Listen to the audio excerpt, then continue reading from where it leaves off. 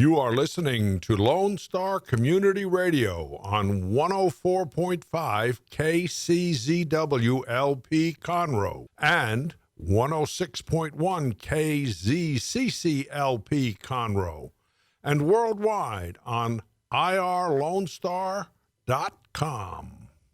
Welcome to this week's edition of the Weekly Business Hour. I'm Rick Schissler. I'm your host for the program. I'm a Silver Fox advisor, and I'm the founder of OneBestConsult.com. Well, I think we put together a good show. I know we're going to continue our soup to nuts conversation with Tom Jordan today. We're talking about how to exit your business more successfully. Recognize that topic may not be important to you at this point because you feel you've got 5, 10, 20 years ahead. But let me tell you, the time to talk about it is now. Wherever you are in your process of building your business, talk about your exit strategy. Commit to certain minimal things at this point if you've got a long road ahead of you. But talk about your exit strategy if you want to be more successful in exiting your business. You know, the Weekly Business Hour has grown. We're located here in Montgomery County, Texas, where our county seat, Conroe. We broadcast live from the studios of Lone Star Community Radio, and we're heard throughout the world due to the advantages of the internet. And this is where people from all walks of life, all kinds of businesses, come to talk about their business ideas, and hopefully ideas that you can use in your business, perhaps even today. This is all about ideas. It's about conversation. It's about give or take. So welcome to the program. First question of the day, seasonal adjustment is coming up. Is your business ready? Seasonal adjustment happens every year, at least once. And for some businesses, 2 or 3 times or more a year. What's seasonal adjustment? Well, the one coming up is called summer. And most businesses are impacted by the summer adjustment. There's no doubt about it. Because either your business sees an increase in sales or it sees a decrease. Either way, but there's usually a significant adjustment, 5, 10, 20, some businesses 50%, some more than that. But everyone is faced or challenged by a adjustment. Okay? So it's important that you're prepared. Both of them will be a bigger challenge this year as the impact of COVID. Businesses are being allowed to open up. Folks are traveling again, but it's hard to determine what impact that will have on your business. In other words, it's not a normal year.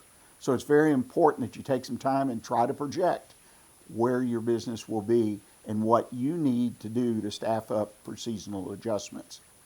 I want to introduce our guest again, third time, Mr. Tom Jordan. He's here to continue our soup to nuts conversation on exiting your business on your terms. We're fortunate to have Tom, as I've said the last 2 weeks. He's the president of ExoduComplink. It's a firm dedicated to helping business owners successfully exit their businesses. Tom's a specialist with the Exit Planning Institute, a member of UBS, the Minority Business Development Agency, and the Chief Executive Boards International. He's been leading us through this conversation, providing the steps, the checklist, but also personal examples of the hundreds of people that he has helped over the years successfully exit their business. So today, part 3 of that conversation with Tom Jordan on how to exit your business on your terms. And this recording may be found on YouTube later in the week, so it's there for you to use in any manner that will help you be more successful. So please now listen, and as we continue our conversation with Mr. Tom Jordan. Well, ladies and gentlemen, we're back visiting again with Tom Jordan. Tom is one of the premier exit strategy experts, in my opinion, available to small businesses throughout the United States. And this time we're going to actually walk through the step-by-step process that Tom and his business utilize when they're working with a small business client. It's called the Exit Map Express. I've walked through this process, not in great detail, but I walked through it.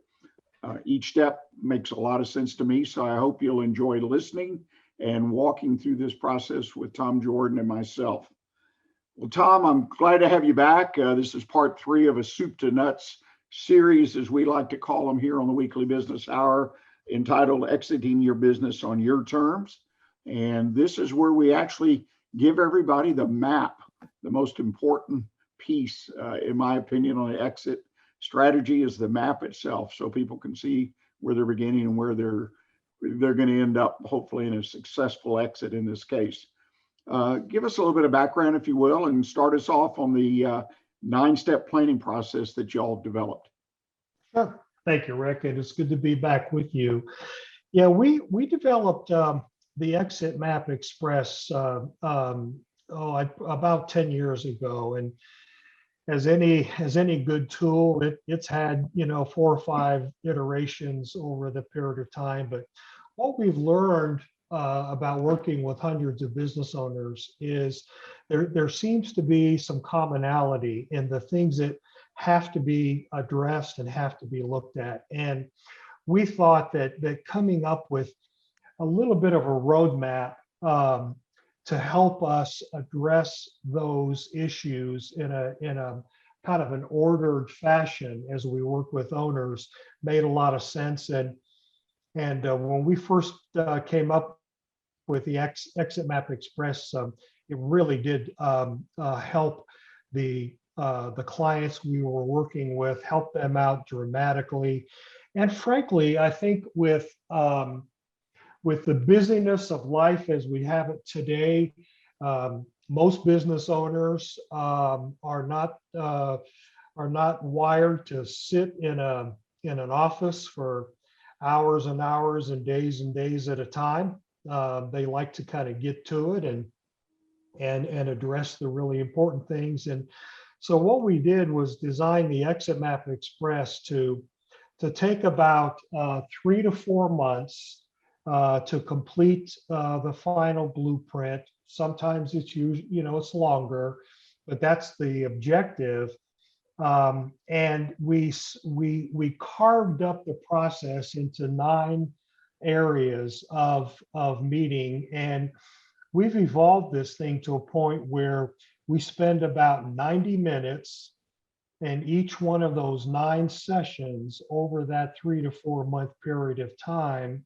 And because we have a national practice, we've been Zoom people way before Zoom got popular because of COVID. And so we can literally work with our clients face to face on a screen and take them through a process, as long as they participate and as long as they give us the data and the information we need.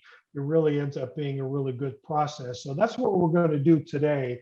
I'm going to walk you through these 9 steps, and then you can ask questions or make comments as we go through it. How does that sound? That sounds like a great plan. Like I said, it's a very thorough process, and each step obviously well thought out. And I think it provides someone who's utilizing it, a client, business owner, great opportunity to thoroughly review and understand and develop an exit strategy.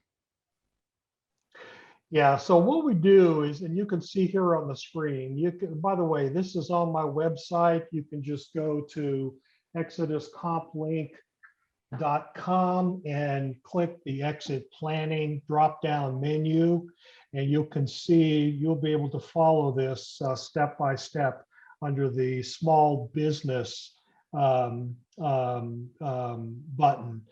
But essentially, everything that we do starts with what we call the exit readiness assessment.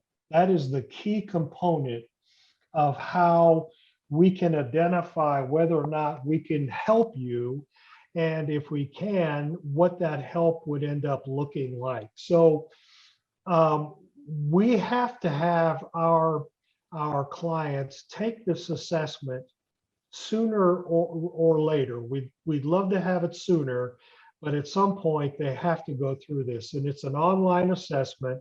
It's non-invasive. We don't ask you a lot of stuff about your business or your personal life or even your financials, but it's really more of what you're thinking. And it's 22 questions. It's an easy online completion, you press send, and within 24 hours, you get the initial 12-page report, and that's followed up by a 40-page, more in-depth report that you cover with me person to person, either on a phone call or a Zoom call. For those of you who are interested, you can just go to exitmap.com/ExodusComplink, and that'll take you right to the assessment page. Anyway, once we get that report, we then begin our 9-step process of taking you through the Exit Map Express. And what you see here in module 1, as I said, there are 9 modules, essentially includes a very thorough debriefing of that assessment that I just mentioned. It is a full 40-page analysis, and it takes you through a whole bunch of stuff about what you're thinking and how well prepared or not you are to begin thinking of your exit and your transition. You know, Tom, what I really like about this is the business baseline interview or review. It is what I consider a true appraisal of your business and where you are at that particular moment in time. And like you say, whether you're really prepared to move forward and what areas may need some help or some attention or improvement. This is a great process in and of itself to go through for a business, particularly those that are interested in exiting the business most successfully.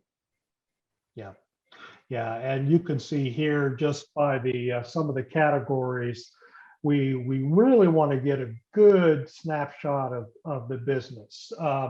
We'll create an org chart for you. We want to know what kind of relationships you have with your key employees, what shape your processes and systems are in, your HR, your technology, your marketing, your social media, all of the operations of the business. We want to get a good feel for where you are. And then, of course, we want to know who your other advisors are so we can work with them. We work hand in hand with your attorney, with your CPA, with your valuation, and perhaps even your business broker, if you have that relationship, and certainly all the other advisors that you may have that you rely on for information and for direction in how you plan your business. Let me ask you, I mean, you've done a lot of these. What in general would be the number one area you find people are weakest or need some help as you do this review and appraisal of their business? What in general is the number one area? You know, that's a great question, Rick. And I have, without a doubt, the number one area that we find is really lacking is in what I call business continuity planning or emergency planning.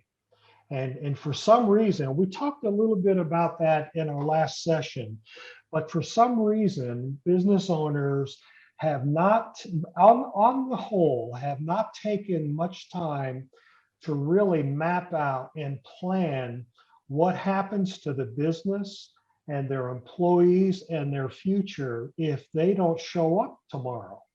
And I know it sounds like something that, you know, is kind of morbid, but the continuity planning aspect of debriefing or of de-risking rather the business is an important part of the plan. And believe it or not, we see sloppy accounting. We see very old and outdated technology. We see marketing plans that are 30 years old. I mean, we run into all of those kinds of problems and issues, but the number one tends to be, you know, the contingency planning, the continuity planning for that business. Well, and that's not a big surprise to me at all. People don't like to do their own will, plan for their personal estate, and unfortunately, I think way too many don't do it for their own business. Now, in Module 2, you move on to gathering data, a lot of financial data. Why don't you walk us briefly through that? Yeah, good question. And I'll tell you, if there's any big bump in the road in this process, it's right here in Module 2. It is sometimes getting the data that we need can be difficult, and that's why we've stretched this out to a 3 to 4 month process. And I would say probably Module 2 is where we spend a good amount of our time just gathering the accurate information and the right information. But you can see here, we need 3 years of financials, P&L balance sheets. We need company tax returns that go back 3 years. We need to have a fairly fresh certified valuation. We can't be working with numbers that don't connect.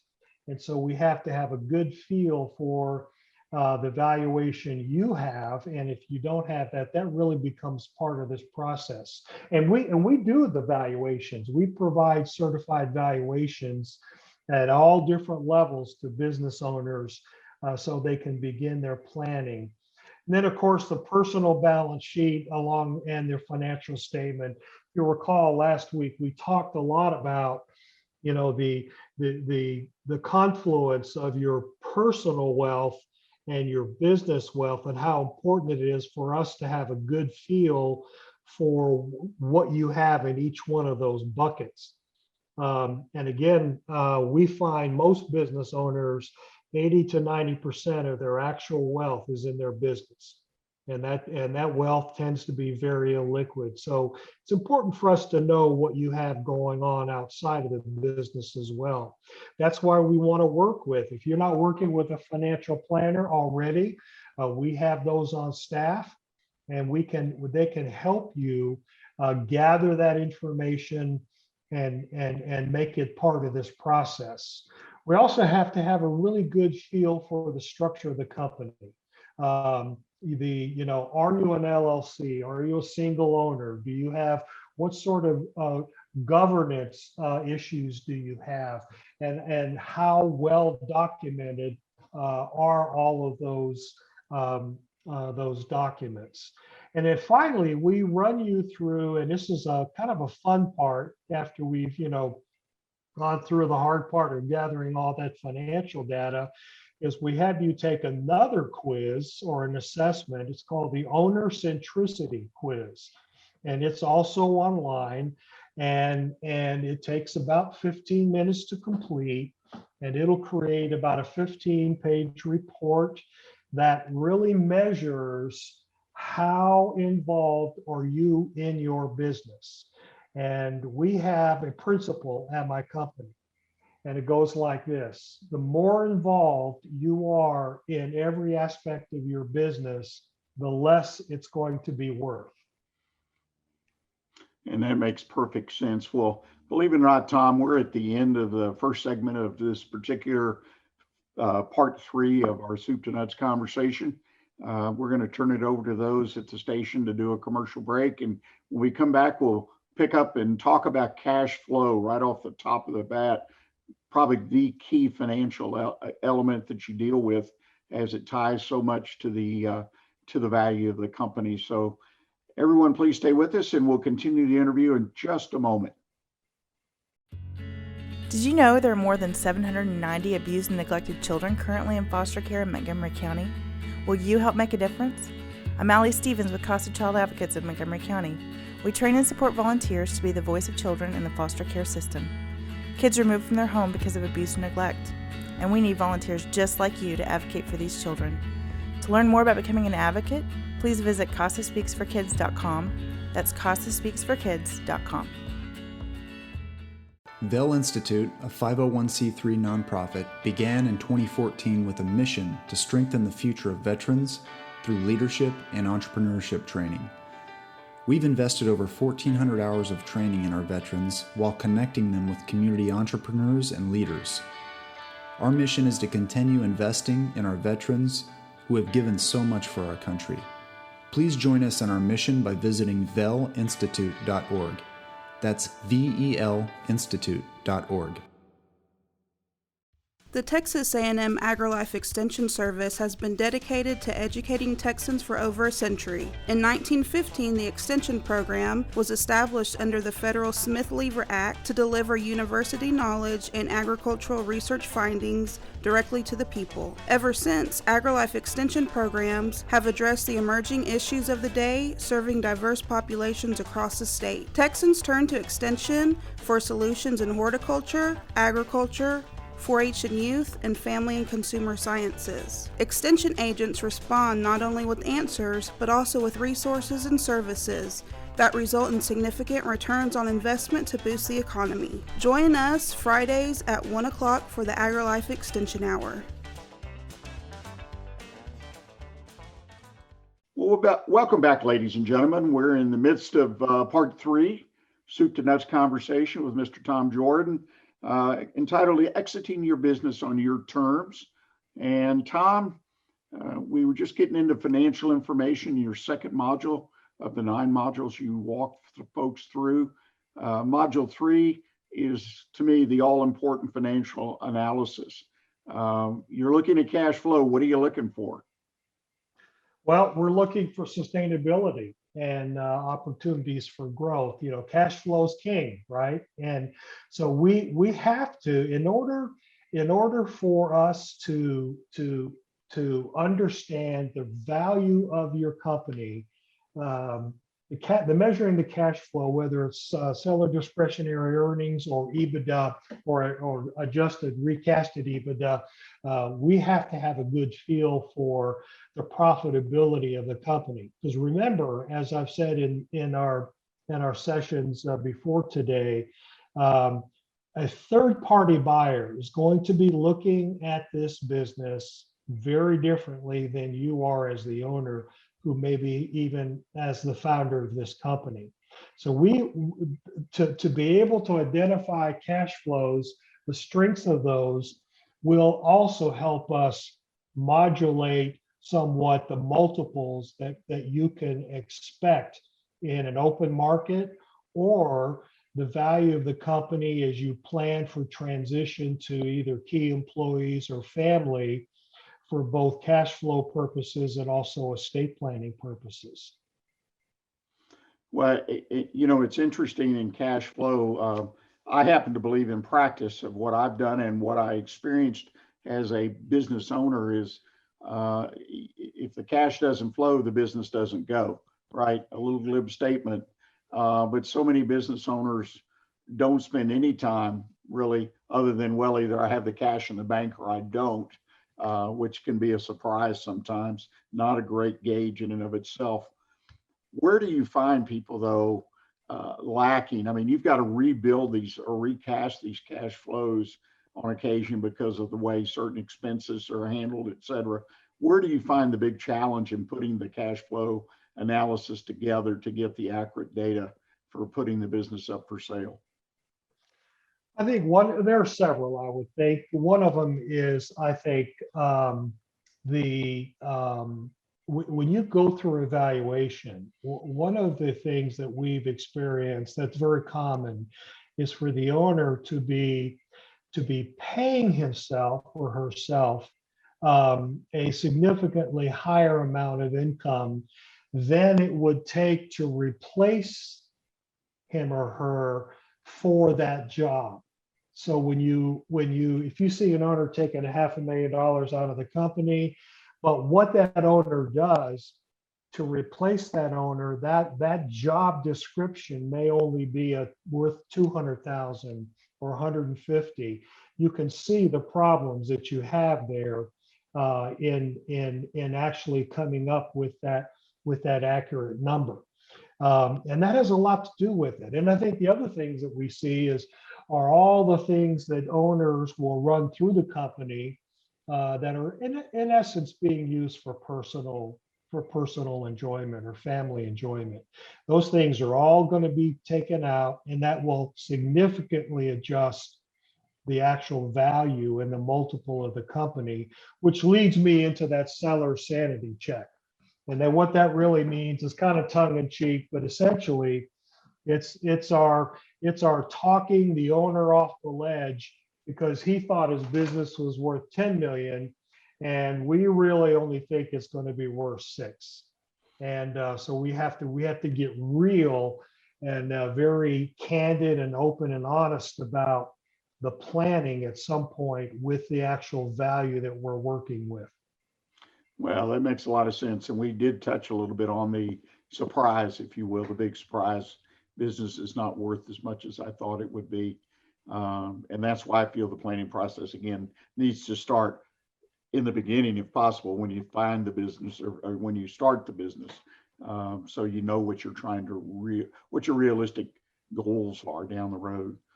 Well, in the fifth step here, or excuse me, the fourth step, the personal vision worksheet. I mean, to me, this is the nuts and bolts of really putting the owner on the spot on what he, she, their families, whoever's involved is going to be doing and what they're going to do as a result of selling the business. To me, this is one of the most difficult things I really ever talk about with most owners when we talk about this general subject. How do you all approach that? Very delicately, because it is, you know, after it's all said and done, you know, you leave on Friday and you're the king, and Monday morning you're an ex-owner, and I'll tell you, if you don't plan for that life after business aspect and really get a handle on what are your objectives, what kind of things, what kind of significance as an owner who's just sold that do you want to bring to your family and to your community, and to you, and what sort of charitable interests might you have? What do you want to give back? And most of all, what sort of legacy objectives might you have for your children and your grandchildren and your great-grandchildren?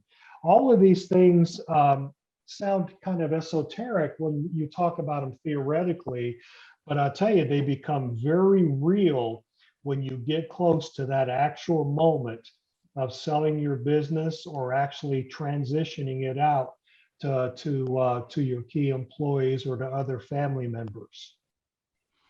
Well, like you say, it's a must-have. You can have all that money stacked up on the table, assuming you get what you hope for at the business. But if you haven't figured out where to go in the next step, then it's all for naught. Well, let's move on to the fifth module.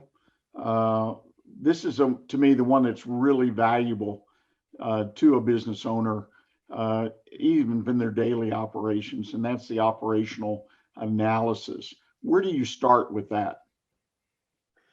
Well, we start typically in looking at the organization itself and the people that are in the business. And we tend to think that the people around you, your key leaders, have to really be on board and understand not only that you're leaving at some point, but how and when and in what method you're going to be leaving, that they become active participants in the planning process through the next year or 2 or 3 or even 5 years for that successful transition to occur.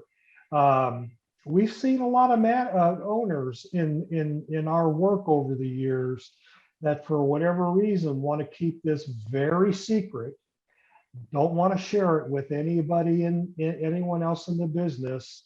And when they do announce that they're exiting, it's usually on a short time frame, and it creates a lot of panic and a lot of consternation in the business. And ultimately, it will have a negative effect on the actual value of the business. So when we take a look at this, I think the management succession and what each manager is in charge of in that operational analysis becomes very, very important.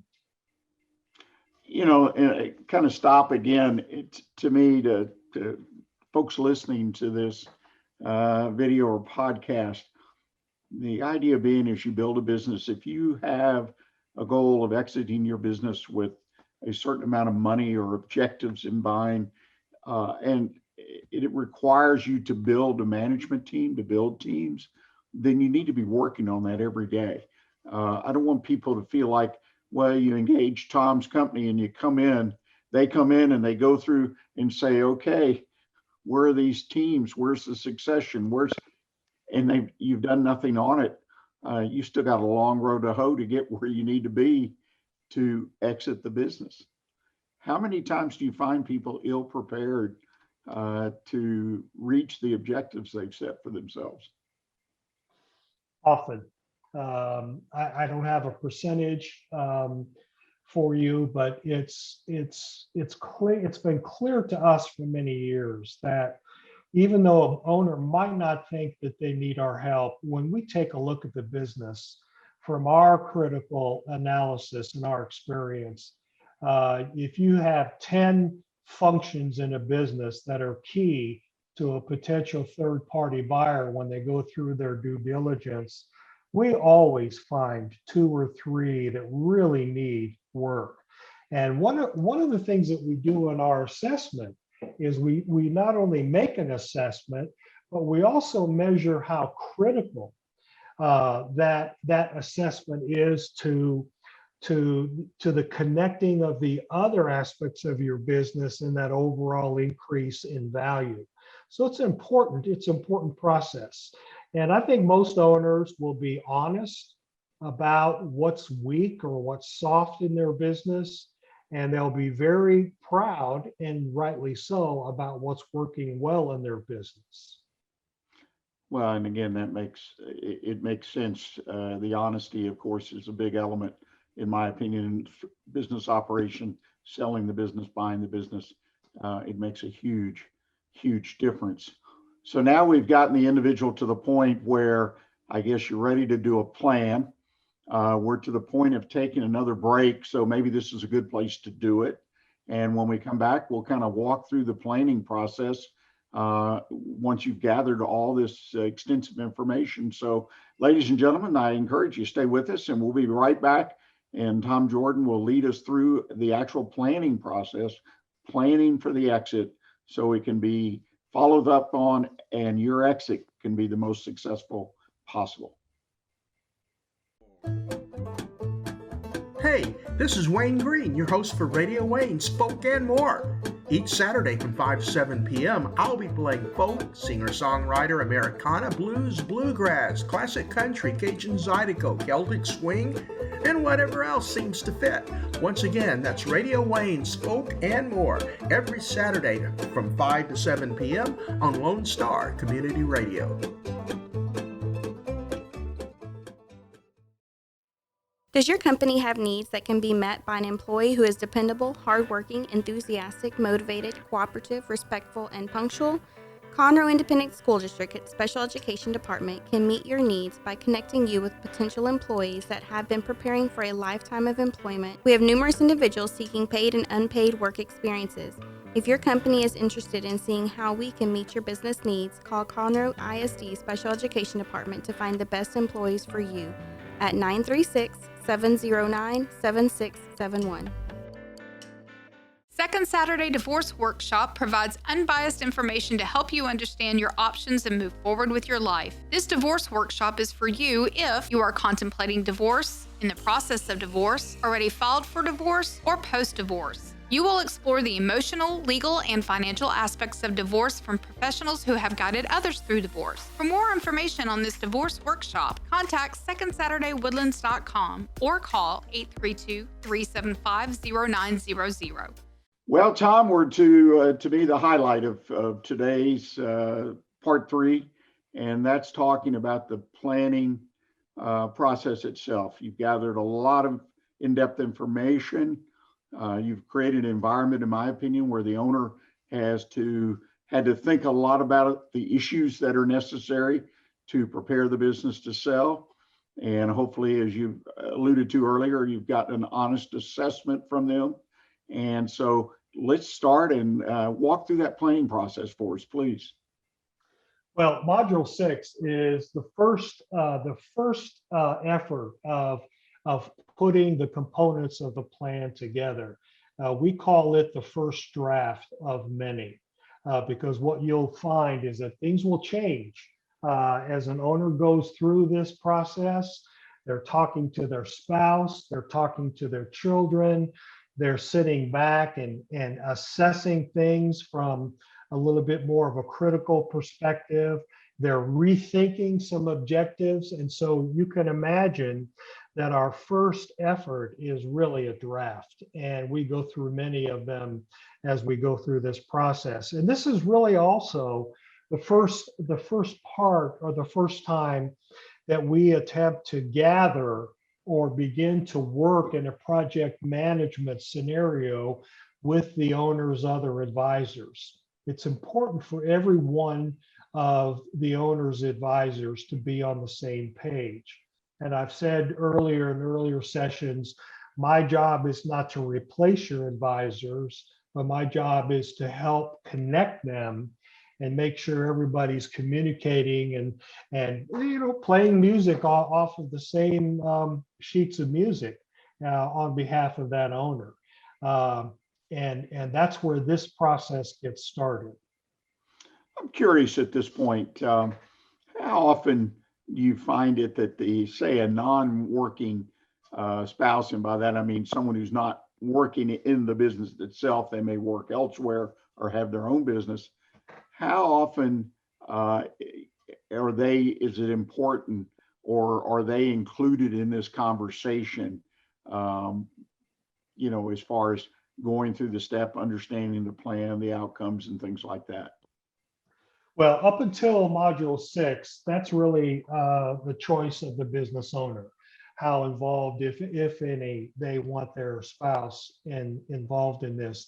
By the time we get here, we really strongly encourage that the spouse, whether the spouse is working in the business or not, be involved in these conversations that we have when we start developing drafts. And it makes a lot of sense when you think about it. We don't want to get to the very end of a process and then all of a sudden have, a family crisis when we gather everybody at the end of the planning process and present the elements of the exit plan, and all of a sudden son number 1 and son number 3 don't agree with that plan. Daughter who's not working in the business but is an heir to the equal amounts of the business has something to say about it.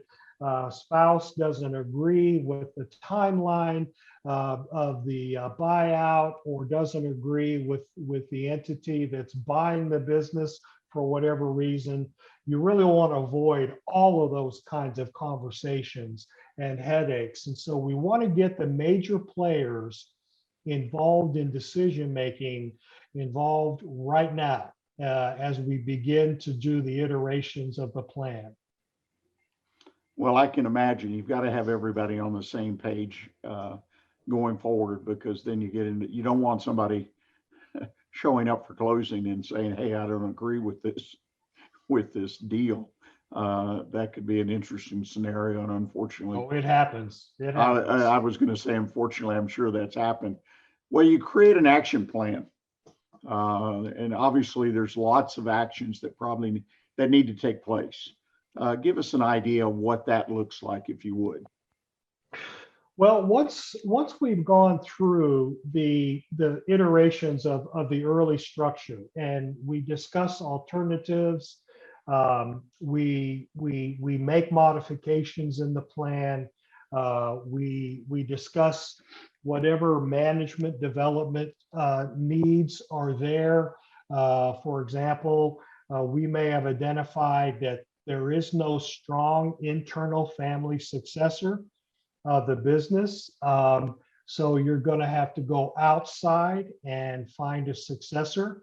to the business, and how was that person going to be trained and brought into the business. That's one example. But the plan of action really is the ultimate creation of the checklist that we've come up with, and that we're presenting to the owner, and we're saying, look, here are the things that we think you need to be paying attention to, and here's the timeline that we think you ought to be submitting yourself to get these things done. If you do all of those, we are very certain that you will be maximizing the actual value of your business and minimizing the amount of taxation on the transfer or sale of that business. So action plans cover everything, Rick. We take a look at your accounting procedures, your technology, your marketing, your strategy that you have with your vendors and your suppliers. We take a look at the strength of your management team and identify if there are any flight risks that are there that could have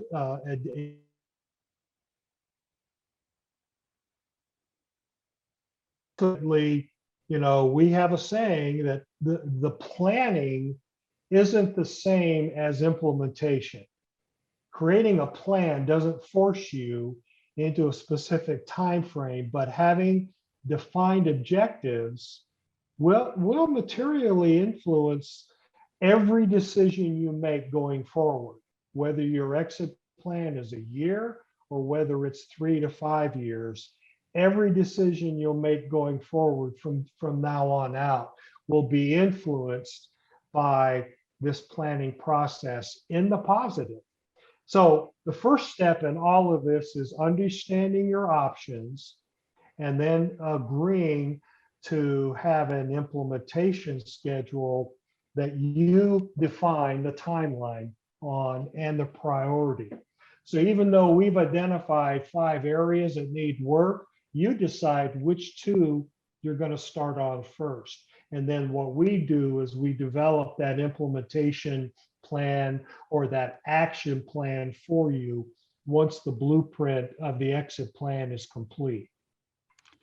I was just curious, as you develop these plans and then obviously find areas of weakness or softness that need to be addressed.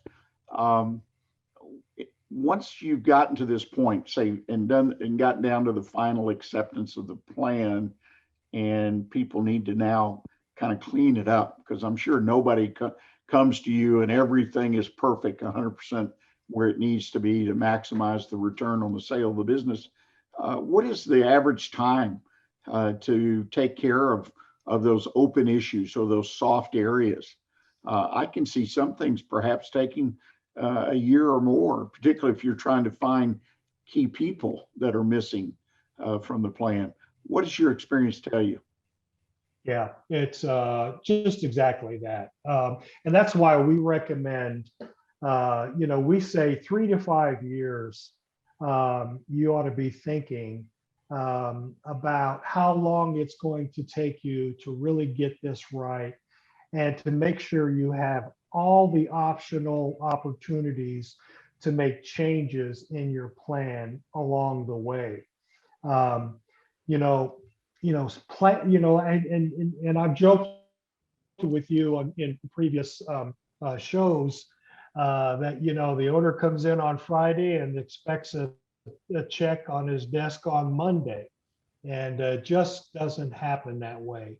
And the reality of it is most owners start this process with the dream of a sale at some point, an event where they get a wad of money and they walk away.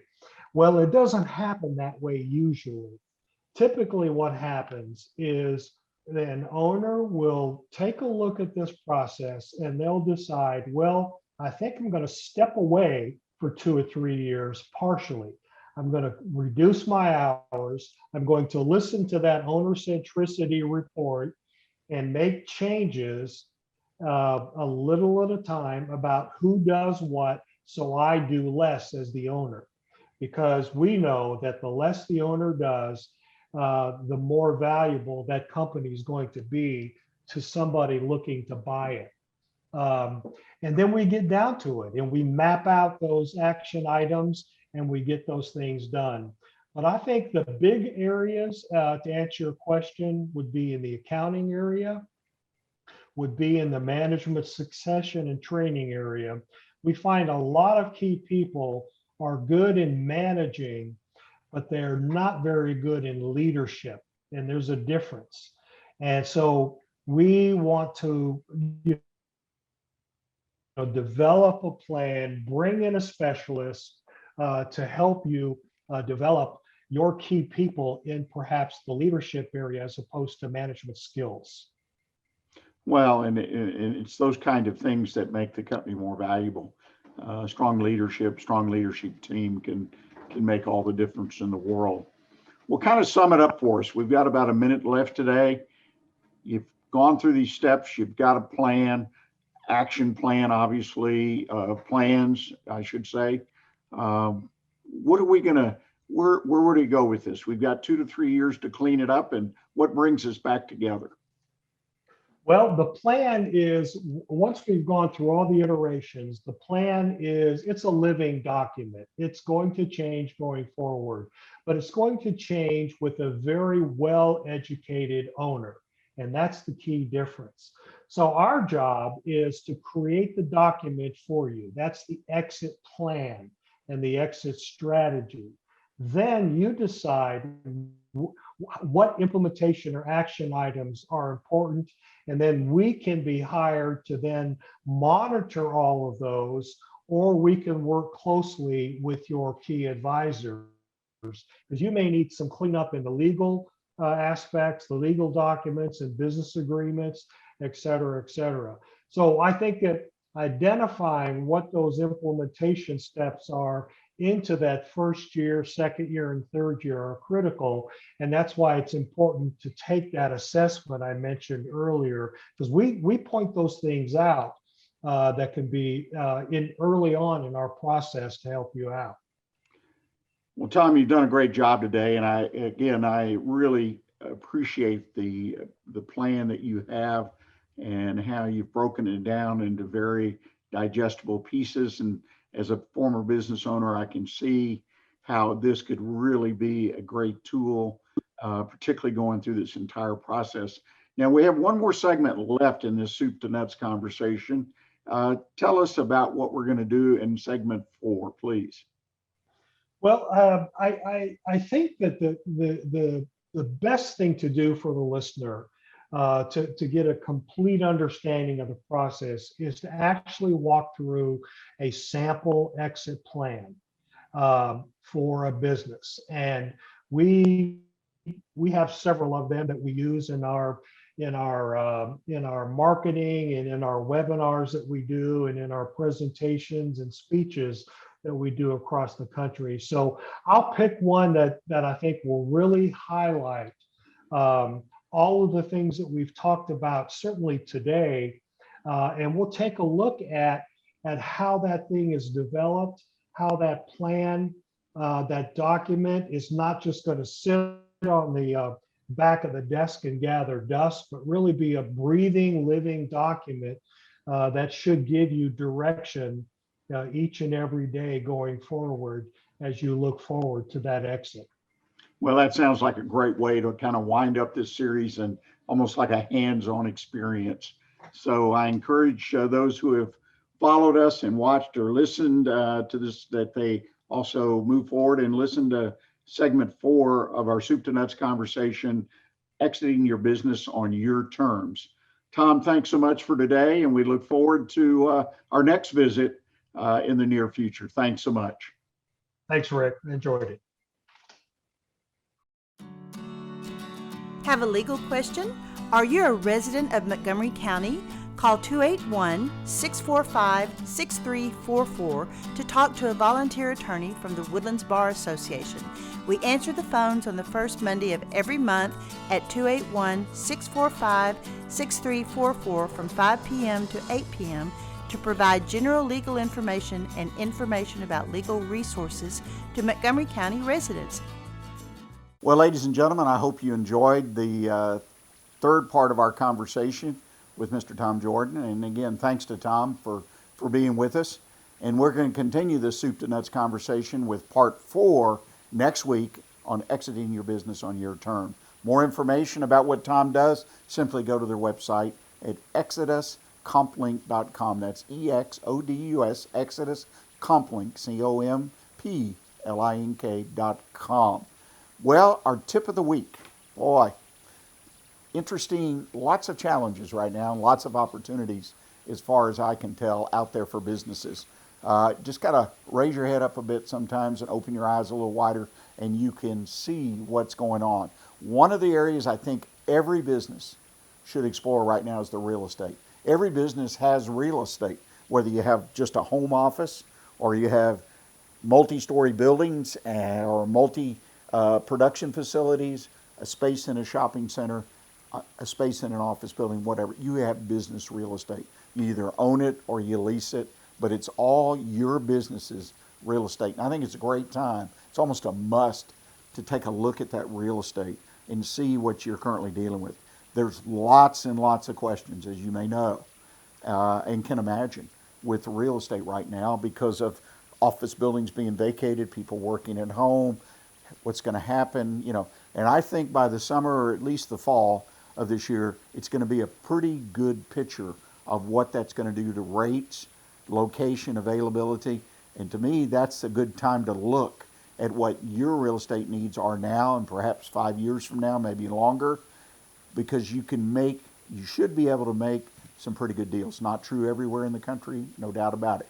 But there are lots of deals, I believe, that are there available to be made if you have your business in a position to do that. Now, I think it's very difficult to do it from a certain point of view, and that is you really may not have a good feel yet by the end of summer or early fall about where your business sales are going to be. What are going to be your needs? What the revenue? How many customers you can have? But I feel the picture is starting to firm up, and you've got a window, in my opinion, of several months. And if the real estate market is really bad, it'll obviously be longer.